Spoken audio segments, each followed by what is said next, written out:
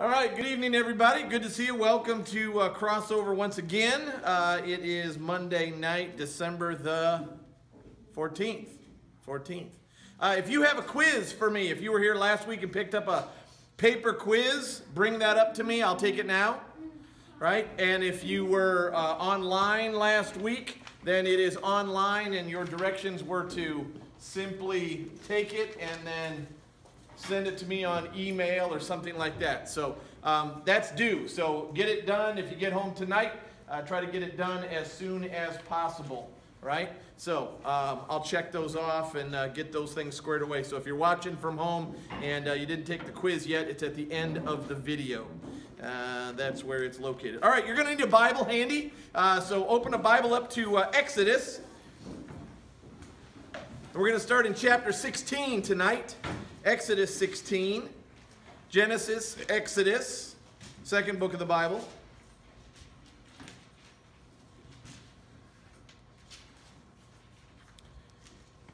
And we're on lesson 10, page 41, talking about the wilderness wanderings of Moses and the children of Israel. If you remember last week, how many plagues did God send to Pharaoh and the Egyptians to finally get the people to go? 10. Now, if you guys remember, what was the 10th one? Death, right? Who died? Firstborn of everybody. What was the only way to be saved? Lamb's blood. And what does that actually point toward? Yeah, it points, the right answer is Jesus in confirmation, right? So it points to Jesus ultimately, that the blood of the Lamb of God, right, will one day save us from death. And they're talking about eternal death, right? And so so many of the things that God did in the Old Testament, at least the ones that are clear to us, were often pointing forward. In fact, we're going to see that a little bit tonight as God calls Moses and the children of Israel and gives them directions on how to worship, right? They basically says, okay, so while you're wandering through the desert, most of you guys know that they wandered for how long in the desert? 40 years, right? 40 years. That's a long, long time. They wandered for 40 years through the desert, and through that, they still worshiped God, right? So it's kind of like, I'll put it to this way. They still went to church, right? Even though they were wandering in the desert for 40 years, they still went to church on a regular basis. And so what they did is God gave them these directions to build what we kind of look at as a mobile church, right? So it's kind of a outside tent, pavilion kind of place. And of course there was the Ark of the Covenant. And if you guys have ever, do you guys even watch like Indiana Jones? Have you guys watched some of those old movies, right? One of the shows, one of the movies for Indiana Jones was what was called The Last Crusade. And it's actually where they find the Ark of the Covenant. It's this terrible power, and guys die when they open it up and so forth. And there's some biblical truth to that, even though they obviously made it very Hollywood as they did that. So let's talk a little bit about tonight. Top page 41, and it asks the question, who is your God? Because that becomes the question for the children of Israel as they are rescued from Egypt. And Pharaoh doesn't want to let them go, but Moses was called by God. How did God talk to Moses initially? First time he talked to Moses, how did he do it? Through what? How did Moses talk to God? Burning bush, right? So there's a burning bush, and God speaks to him and kind of calls him into action. And so obviously it's got to be an action of God to go and rescue the children of Israel. Just to make sure we're connecting the dots, guys, how did the Hebrews end up in Egypt? Landry? Bingo. Yeah, Joseph, you remember he was sold into slavery. He ascended all the way up to the right hand of Pharaoh, interpreted the dream, said there were going to be 7 good years, 7 bad years. He helped them save grain. Not only saved everyone in Egypt, but even people from surrounding areas, which would have been Jacob and his family. And so when he rescued his family moves to Egypt. And there was, what did we say, about 70 of them that settled in one of the nicest areas of Egypt. And then over the next several hundred years, they multiplied to about 2 million people. right? 2 million Jews, or Hebrews, they're one and the same, living there in Egypt. And Pharaoh and the other Egyptians kind of said, these people don't want to really be part of Egypt, right? They're kind of worshiping a different God than us. They practice different things. They eat different things. It's almost like I was kind of giving you this example last week. If there was a area in Jefferson City where Muslims, moved in to live, and because of that, they ate differently, behaved differently, worshiped differently, which really is fine in America, right? America is a great big melting pot of different cultures and so forth. But if there's a real distinct division between the two, it's hard to live together, right? It's like if somebody, a group moved here to the United States and never learned English, right? You'd find it's really hard to communicate. I find that there's a couple, for those of you guys who've been at church here for a while, we have a couple, an older couple, husband and wife, that are deaf, and they speak with sign language.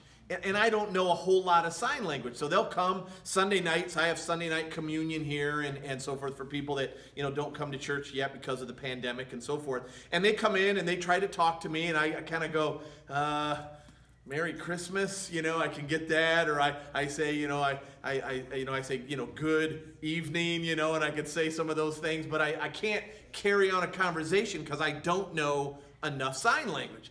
And so there's a natural division. Even though we both love each other, right? We're both Christians, there's still a barrier. So you kind of understand how the Egyptians ultimately kind of get to this point and go, we really not get along real well with these Hebrews. And so Pharaoh starts to kind of persecute them, takes their stuff, starts to put them into slavery, and pretty soon he's got 2 million people working for him. And naturally, they don't like that too much. And they start to kind of balk at it, complain, cry out to God. God sends Moses.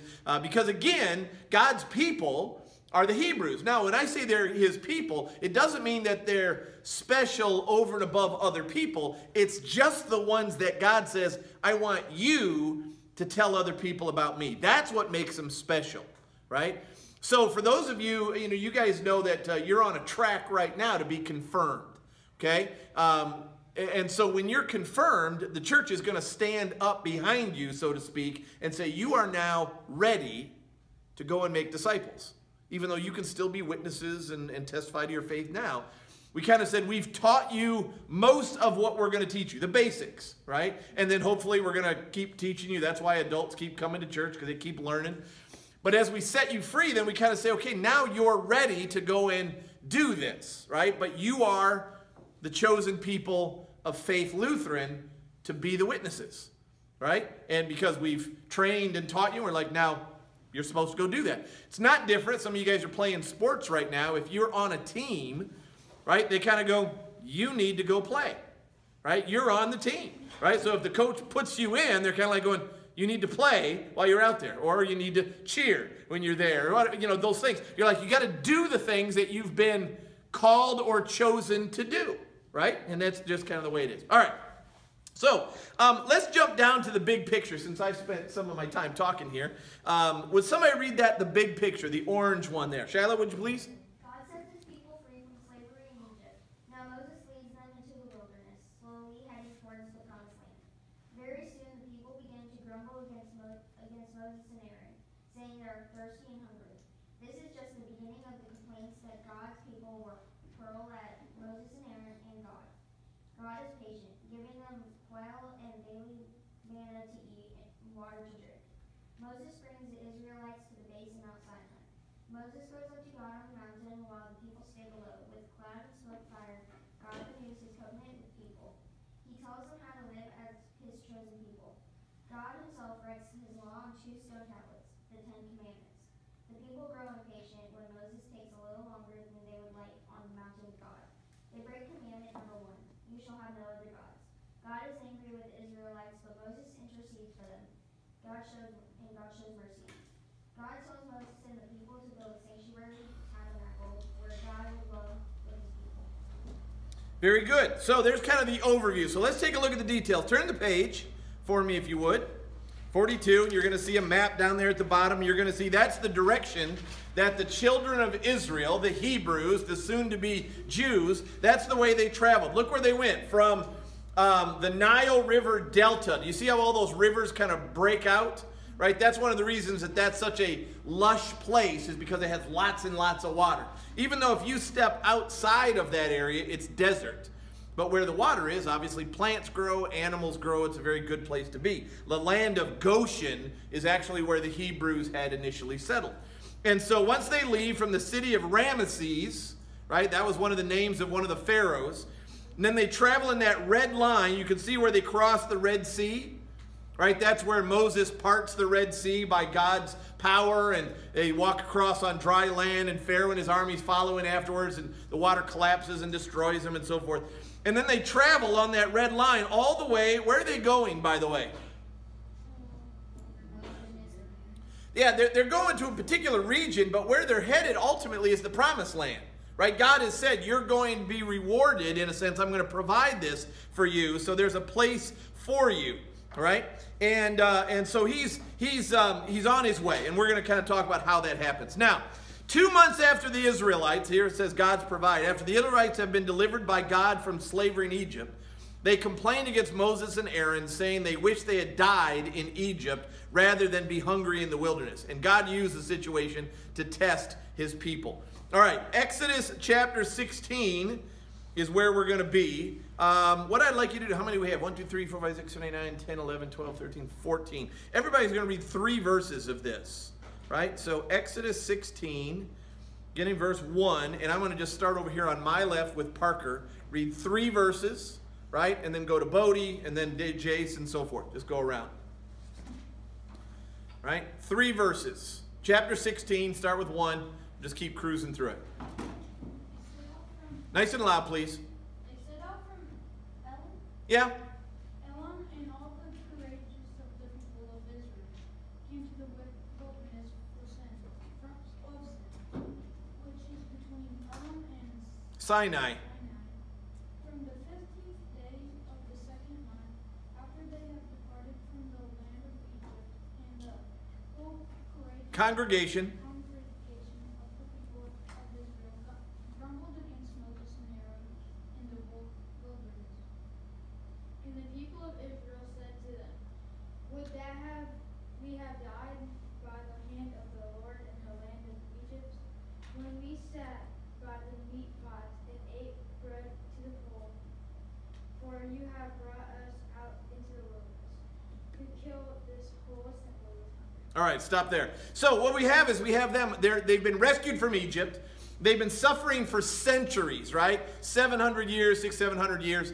And they've been so unhappy. And finally Moses rescues them after just 2 months of on their way to the Promised Land. They're like, I wish we were back in Egypt, right? I wish we were back in persecution, because even as slaves, we ate better than we're eating out here, right? They're kind of scrounging around, probably butchering some of their flocks and things that they've taken with them. And they're like, yeah, this is miserable, Moses. And Moses and Aaron are their 2 leaders, Moses the main leader. And so they're starting to grumble. Now here's the problem. They're grumbling against God's chosen leader, right? So by de facto, they're actually grumbling to God, right? It's kind of like when my kids were kind of your age and they'd complain about Mrs. Gledhill's and my rules sometimes. They'll go, this isn't fair. And I'm like, you got to take it up with God, right? I mean, he made me your parents. I didn't choose this, right? I'm glad to do it, but God gave me that job as a dad, gave Mrs. Gledhill the job as a mom, and that's it. So when you complain against your parents, you got to be careful, because God obviously had that intention, right? And that's just one of those things. Bodie, keep going. Next 3. Then the Lord said to Moses, behold, I am about to rain bread from the heaven for you, and the people shall go out to gather a day's portion every day, that I may test them whether they will walk in my law or not. On the 6th day they will prepare what they bring in. It will be twice as much as they gather daily. So Moses and Aaron said to the people of Israel, at the evening you shall know that it was the Lord who brought you out of the land of Egypt. Okay, Jace, keep going. And in the morning you shall see the glory of the Lord, because he has heard your grumbling against the Lord. For what are we, that you grumble against us? And Moses said, when the Lord gives you in the evening meat to eat, and morning bread to the full, because the Lord has heard your grumbling, that you grumble against him. What are we? Grumbling is not against us, but against the Lord.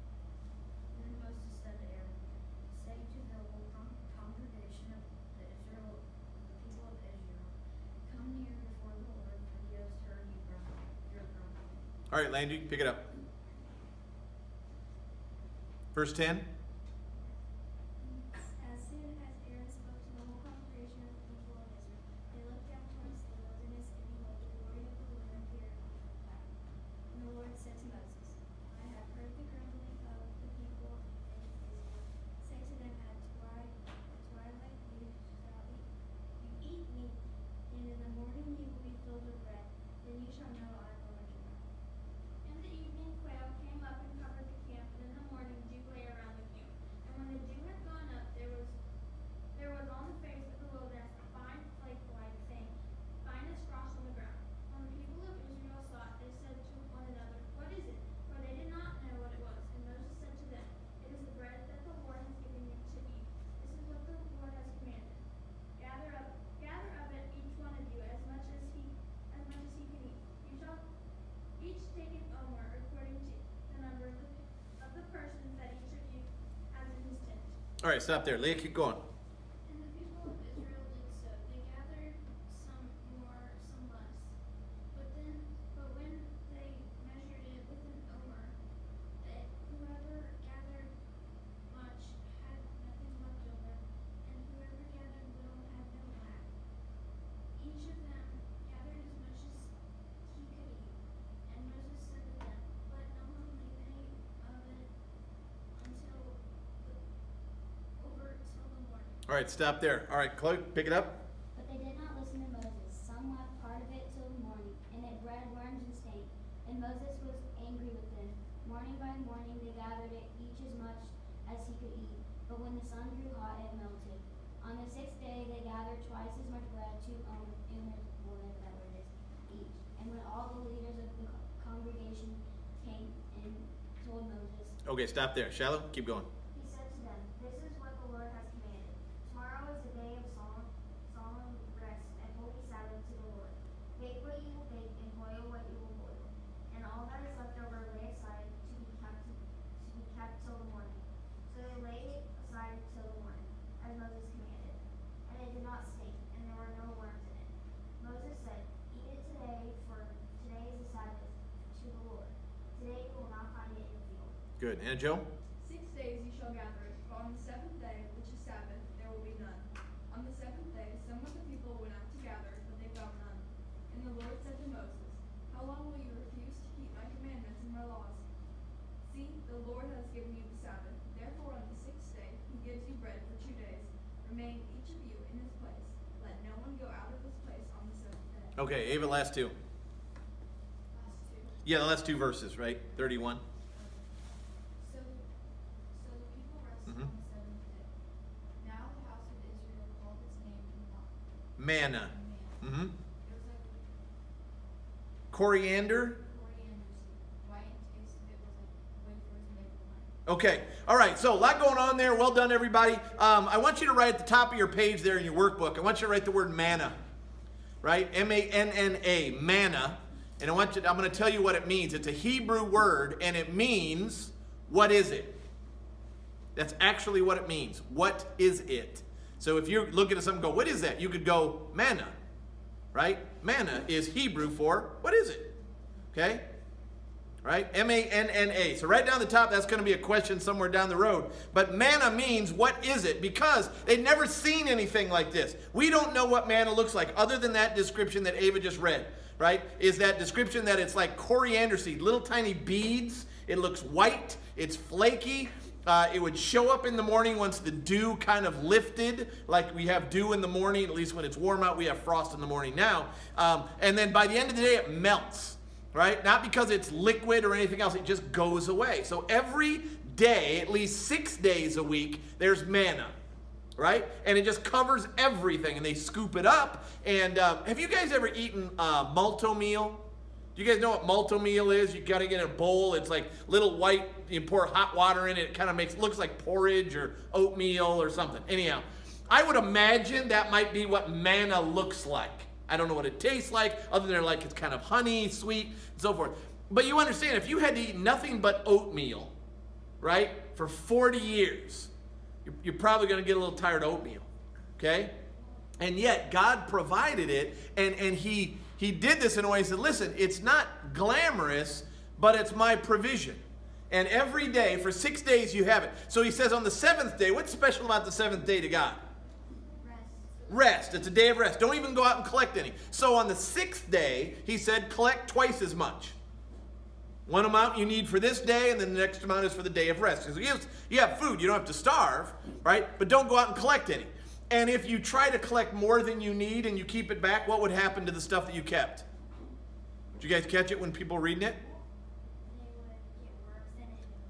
Yeah, it would stink and it would get worms in it, right? And that was God's way of kind of going, I told you, collect enough for one day and trust me that it'll be more the next day. Now you can imagine what that would be like. Imagine if you had a magic pantry. Now magic is dumb when we talk about God because there's no such thing as magic, but just imagine for the sake of a story that when you open it up, there's a bowl of your favorite cereal, whatever it happens to be, right? But there's only that one bowl. Okay? The next day, there's a bowl of cereal there again. But I imagine after a while, you'd kind of wonder, I wonder if that bowl of cereal is actually going to be there every single morning that I come in. And maybe you doubt it. Maybe you think I better do something else about it. I better go look for food or whatever. And you start to doubt God's provision. And so that's what's happening too. So here's what it says. It's like, how did God test the Israelites? Right? How did he test them? Well, he provided manna. Write this down. He provided manna every day, but only enough for a day. Right? He provided manna every day, but only enough for a day. So just squeeze it in there as best you can. And what did he want them to learn through that? What do you think? Trust. Landry? I heard it. Micah, trust. Right? He wanted to learn trust. Now, again, if I were to draw a connection to the lamb's blood protecting the Hebrews from the angel of death to Jesus, what do you think manna connects to? Here's this bread from heaven that sustains people. Who can connect the dots, Shalom? Oh, there you go. I didn't think of that one. Yeah, communion bread. Now, that communion bread is really who? It's confirmation. What's the answer? Jesus, right? Now, you ever heard that Jesus is called the bread of life? Okay? Bread of life comes down from heaven, provides life for us. Manna from heaven, bread, and so forth. Now, the difference, obviously, it starts to fall apart when you look at this comparison too closely, is the manna disappears after a day. Jesus' love and provision is eternal. You don't need to get more Jesus every day, right? What he's done, he only had to do once to be able to save us. All right, God's covenant. Let's go on. Moses led the people to the base of Mount Sinai, right? They encamped around the mountain. Remember, there's about 2 million of them, right? It's a huge congregation of people. They encamped around the mountain while Moses went up to talk with God. This would have been his second time to kind of go up into the presence of God. The burning bush would have been the other. God renewed the covenant promise. Here's connecting some dots that he made with Abraham, Isaac, and Jacob. You guys remember that? Right? The covenant, the promise that God made to Abraham, I'm going to make you into a great nation. Those who bless you, I will bless. Those who curse you, I will curse. Now, why did God say that? How is he going to bless people or curse people based on Abraham's descendants? Who's ultimately going to be Abraham's descendant? Jesus, right? So if Jesus is going to be the descendant of Abraham, he says, I'm going to bless people through you.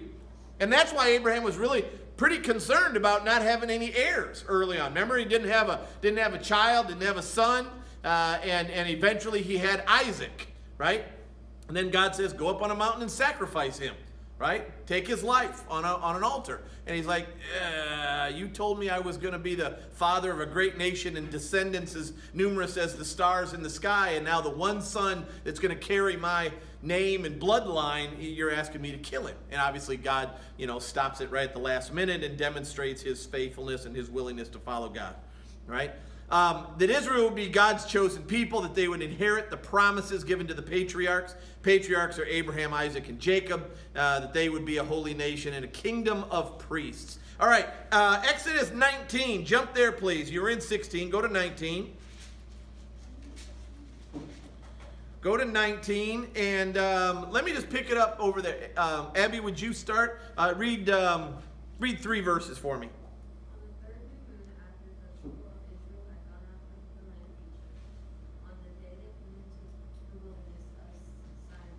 Sinai.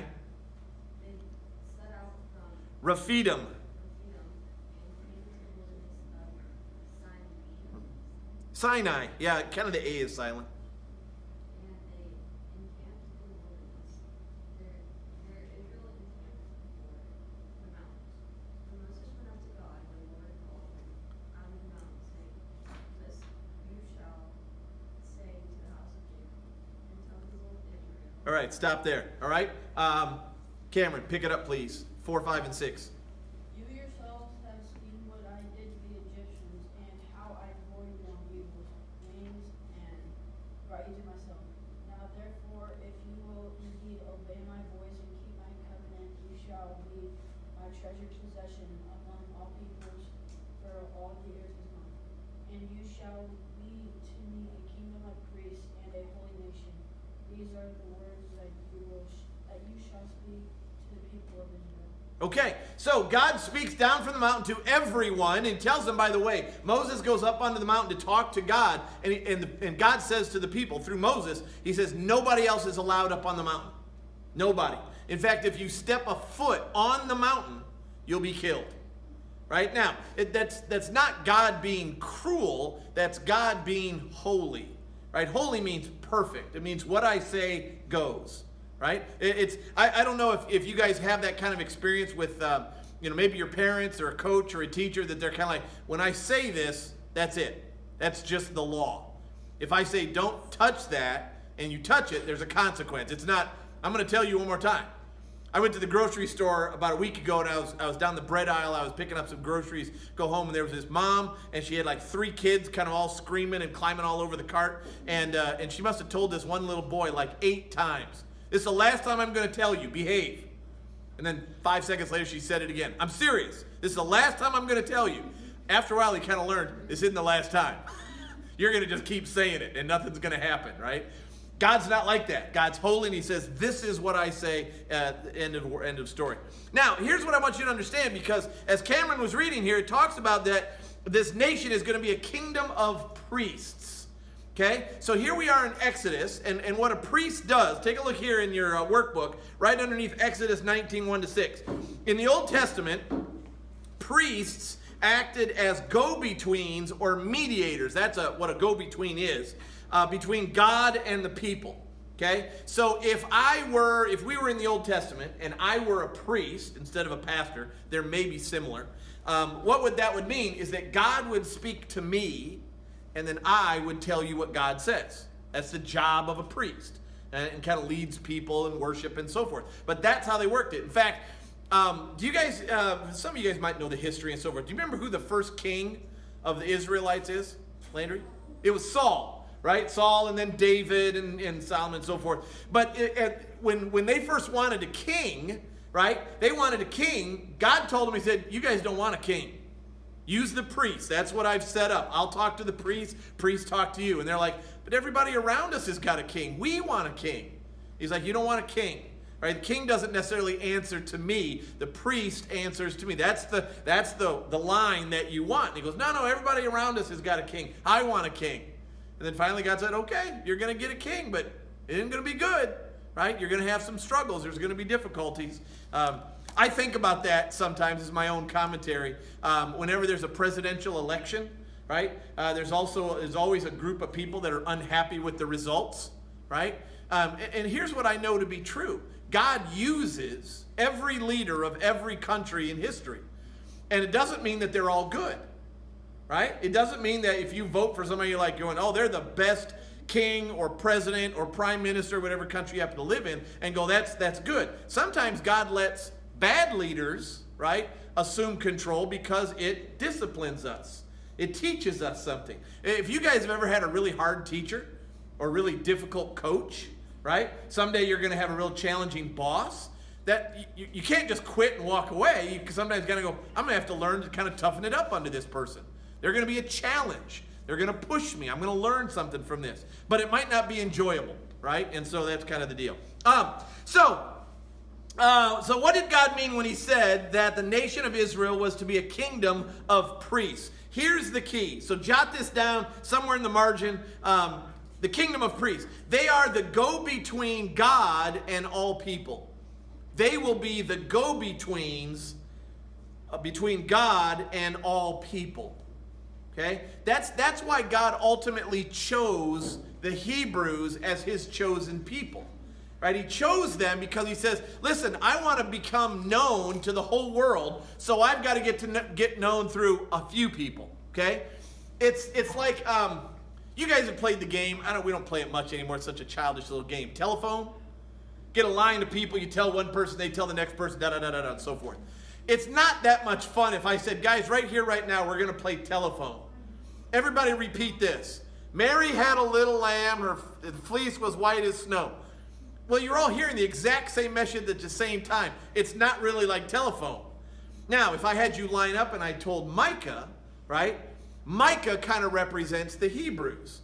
God makes himself known, the message known through this person, those group of people, and then his job actually is to tell everyone else in the rest of the world. Not just him, but the Hebrews. That's what it means for them to be God's people. Over time, that kind of turned into, we're special because we're God's special people. We're the only ones that are going to be in heaven one day, and everybody else is lost. And God's like, that is not what I meant to say. Right? That's not at all what I said. I said, I'm going to make myself known to you so that then you can tell everybody else. Right? The reason that Jesus was a Jew, because he came from the group of people, God's chosen people, to say, I'm going to make myself known to the Hebrews, the Jews, and then that's supposed to go out to everyone else. All right? So, what did God mean we're the go-between? We're not going to look up that 1 Peter 2:9 right now and see that. So, top of the next page, the 10 Commandments. This is where we pick up where God gives Moses something very important on Mount Sinai. All right? So, in your Bibles, go to Exodus 20. You're in 19, go to 20. That's a good thing to memorize, guys, is where the commandments are located. Sometimes people ask questions like, well, where does God say that? The 10 Commandments are found in Exodus 20. Right? So that's a good one to kind of log away and go, oh, Exodus 20 is where God gives the commandments. And we can see those. We'll study those next year in the catechism and things like that. But this is where it comes from. Let's see. Connor, would you read that first paragraph under the 10 Commandments in your workbook? The Israelites camped around Mount Sinai, but they were not to touch the mountain. God showed his presence with thick clouds, thunder and lightning, smoke, fire, and a loud trumpet blast. The people's sinfulness prevented them from approaching God directly, but God spoke to them through intermediary Moses. Through Moses, God gave his law to the people. Okay, so Moses is the go-between. He is really kind of the first priest. God says, I'm going to tell you, and then you go tell 2 million people. All right? He said, that's how I'm going to communicate. Instead of God just shouting to everybody and people going, I don't know if I heard that. I'm not sure if I understand it. What should we do? And there's all that confusion. He says, I'm going to tell Moses, and then Moses, you tell others. Okay? In some ways, when you think of a church, right? A church is made up of a group of people, and then 1 or 2, or if it's a really big church, more than that, people that are kind of the shepherds, the teachers, the pastors, priests, right? Whatever the case may be. And hopefully there's individuals that have been taught and trained and educated, so they're like, I can lead you. Kind of like your teachers, right? Your teachers should know more than you, right? I imagine that's pretty true. Okay? But they should know more than you. It's the only way they can point you in a direction and get you somewhere by saying, I know more math than you. Right? I know more history than you, more geography and science and things like that. So as Moses is the main, we'll say, mediator between God and the people, he's the priest. Okay? Now, I'm not going to read all of those in chapter 20. You can see verses 1 through all the way down to 19. Let's see, how far do we go? 17. You can see the 10 Commandments. And they overlap, and there's more than one verse and so forth. But you can see them. You shall not murder. You shall not commit adultery, and so forth. We'll spend a lot more time on that when we get into the catechism, but that's the basics of Exodus 20. Now, these commandments were written with the very finger of God himself on 2 tablets. Okay? So let me jump down to that next paragraph. We often talk about the two tables of the law. I talked about this a lot with our freshmen this year before they were confirmed. And commandments 1 through 3 and commandments 4 through 10. Does anybody know the difference between those two groups? Commandments 1 through 3, Shiloh? The first three are about God, and the others are about your neighbor. Bingo, there you go. So, in fact, one of the individuals came up to Jesus when Jesus was doing his ministry and traveling around and teaching, and it says, Jesus, what is the most important commandment? Now, the Jews had added a few commandments to the 10 commandments, about 660 of them. They had gone through the Old Testament and said, oh, there's lots of rules in here that we should follow. Right? You can't wash on the Sabbath. You can't walk too far on the Sabbath. You can't do all these things. So they added all these other rules. Unbelievable number. 660 some rules on top of the 10 commandments.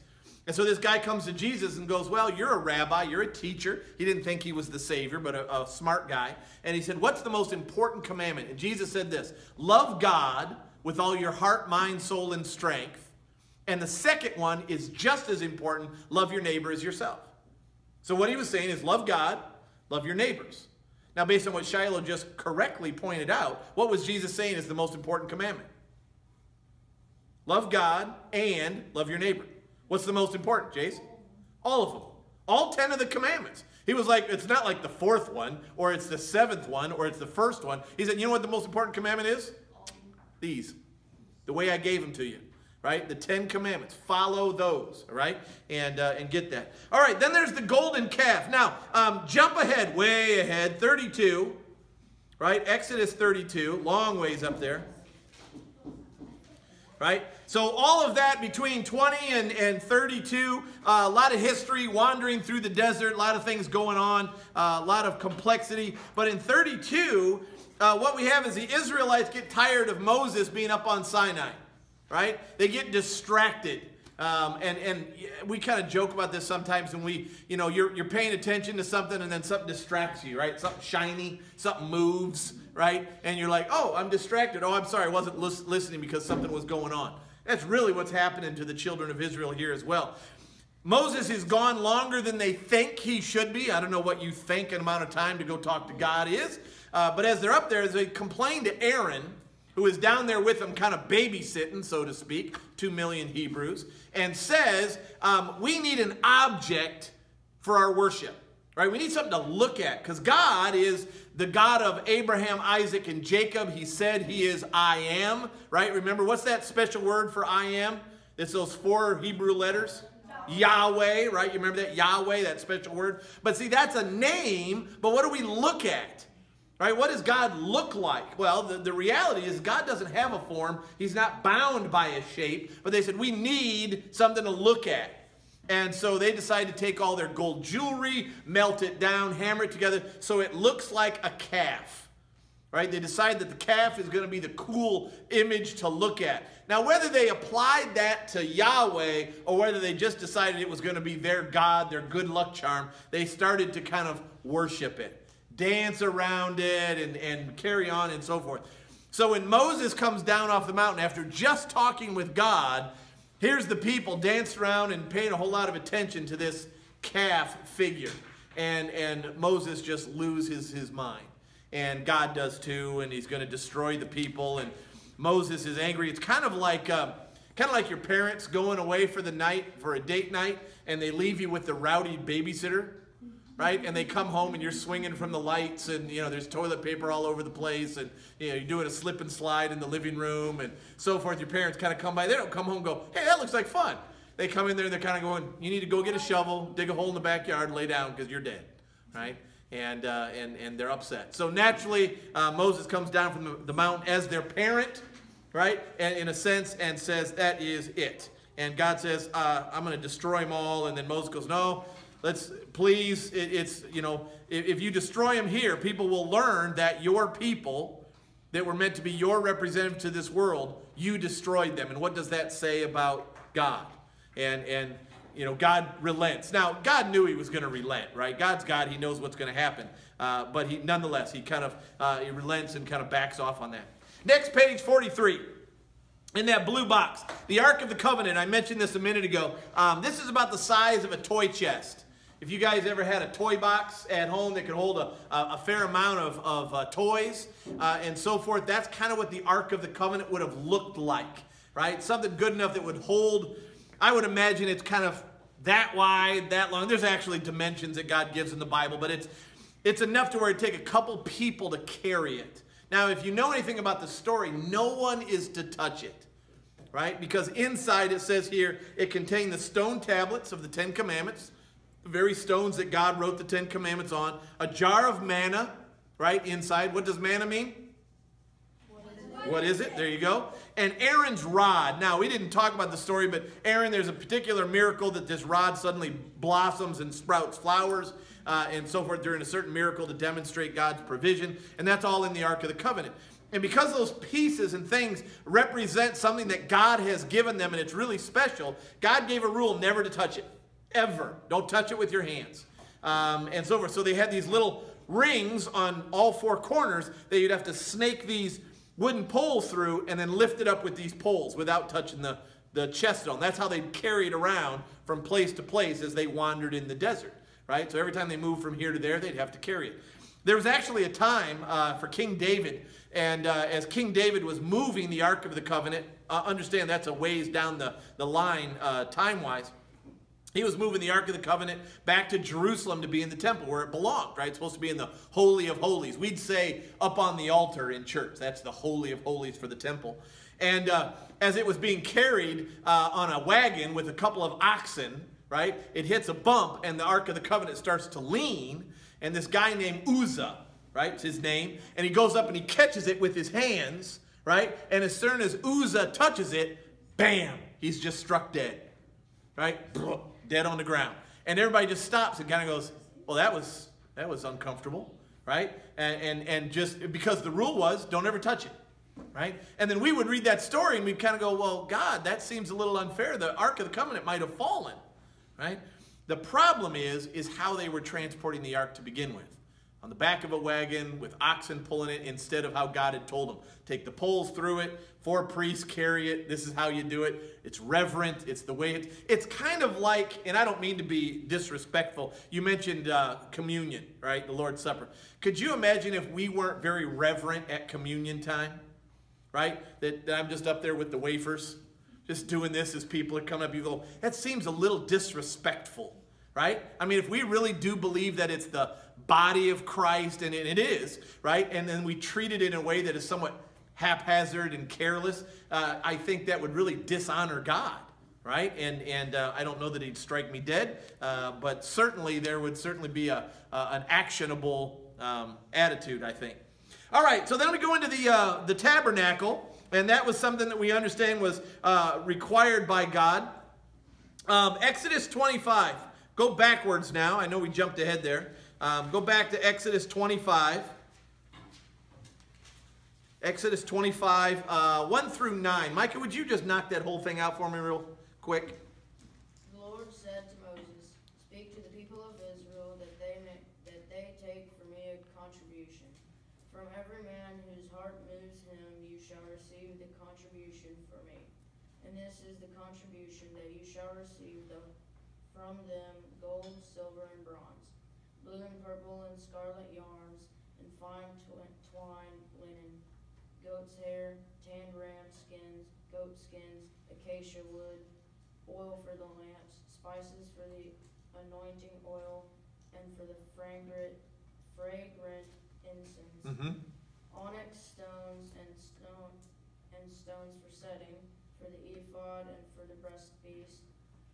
And let them make me a sanctuary, that I may dwell in their midst, exactly as I show you concerning the pattern of the tabernacle, and of all its furniture, so you shall make it." Okay, so you can see in the top right on your paper there, that's basically what the tabernacle looks like. It's got this cloth fence that goes around it. It's kind of a barrier. And then that's where you go in. You can see where that, see how that little square where there's smoke coming up? That's where they would burn their sacrifices, animal sacrifices for their sins. And then they would enter into that tent, and that's the place where they would actually walk into the presence of God to worship. You'd only go in there a few times. That's where the Holy of Holies was, the Ark of the Covenant. But the whole place was built by stuff that people brought, right? So their precious metals, gold, silver, and bronze, rare colored yarns and things like that, goat's hair, things that were worthwhile. God said, I want you to commit those to the building of the church. Right? Some of you guys are members of families that have been around here for a while. Right? Now you might be like second, third, fourth generation even of people that have been here at Faith. But this place was built not by the city. It was built by Christians. Right? Giving money and donating and things like that. So in a way, the church is kind of like the Old Testament tabernacle. People gave of themselves things that were important to them, like money and time and resources, in order to build a place where we could worship God, where we would spend time and grow and develop our faith and so forth.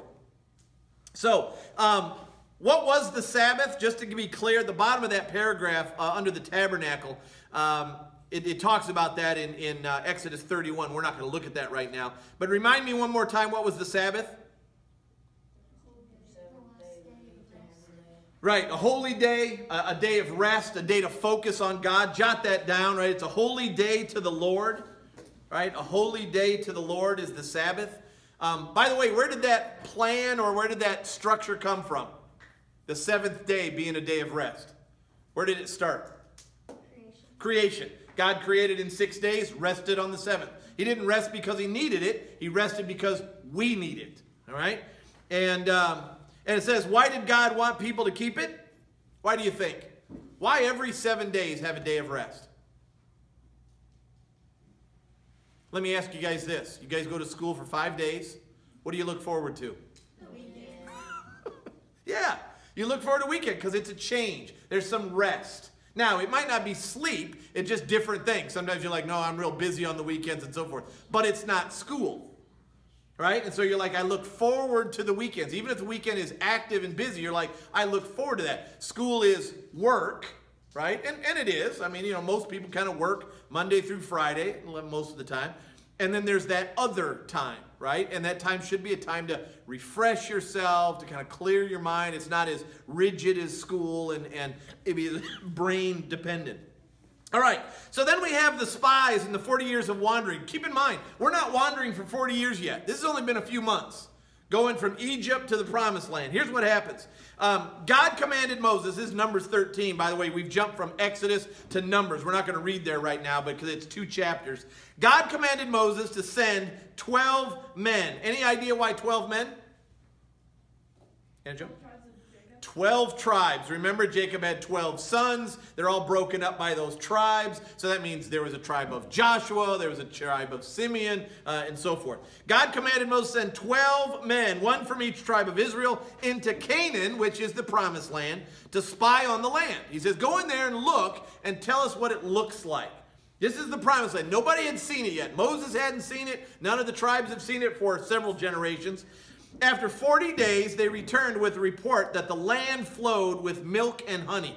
I know that seems like a weird comparison, but to them that meant it was really great, right? Milk was rare and honey was rare, right? And they're like, this place is wonderful. It's like if you said, do you want to go camping here? And you'd go, yeah, it's in the middle of a swamp. It doesn't sound good. Right? If you're like, oh, it looks so nice. There's great trees and lots of grass and shade and so forth. However you describe a great place, that's what they're doing.